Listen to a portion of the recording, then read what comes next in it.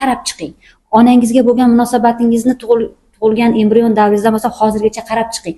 Ana shuni mutaxassis bilan ishlanadi. Ya'ni biz ishlab beramiz o'sha narsani. To'g'ri. Bu to'g'ri. Endi Malohat opam nima deydilar? Malohat opa boyagi intervyumiz yozib olinmagan joylaridan zo'r insightlar aytdingiz. Endi shuni yana ham chuqurroq odamlar tushunadigan tilda aytib bering. Rostdan ham shunaqa dedingiz-ku siz ham.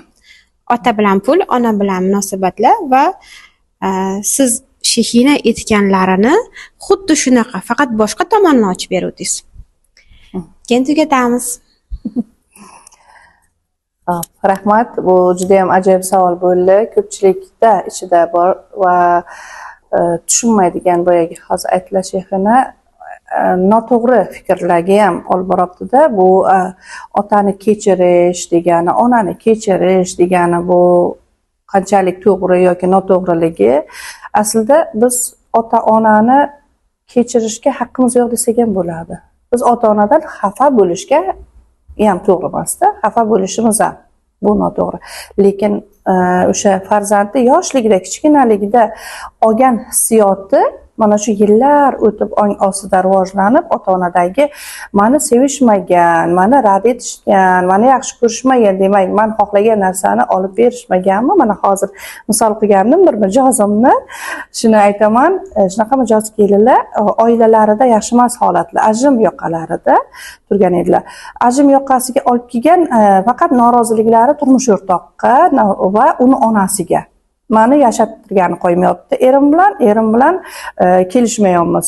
Sabab mana shunaqa bo'layotdi. Turmush o'rtoq bilan yaxshi bo'lamiz, lekin onasi bizni yashattirmaydi. Faqat ikki xotinda. Endi qaynona ham qo'shilyapti nimaga? Buni biz ishlagan jarayonimizda men aytdim, rozimisiz? Qabulga, hammasiga ha roziman. Men shu jarayondan chiqib ketsam bo'ldi. Va dada bilan munosabat ota bilan qanaqa desa, yaxshi, juda ham dadamni yaxshi ko'raman. Ona bilan munosabat hammasi zo'r. Har kun gaplashaman, har kun yaxshi, menga yaxshi anaqa qilishadi, e'tibor berishadi. Lekin ishlash jarayonida ong ostida tushganimizda shunaqa kelib chiqdiki, o'sha maktabda 1-sinfga chiqqanlarida onalarini o'sha u kishi xohlagan, u qiz xohlagan, dugonasiga bor bandik deb bu qizga olib berishmagani va opasini lentasini toqqani. Aynan o'shanda qolib ketgan, juda ham kuchli boyagi yig'lagan, 2 kunlab yig'lagan va bu og'riqli jarayonga o'sha paytda qolib ketgan. Keyin bu esdan chiqib ketgan.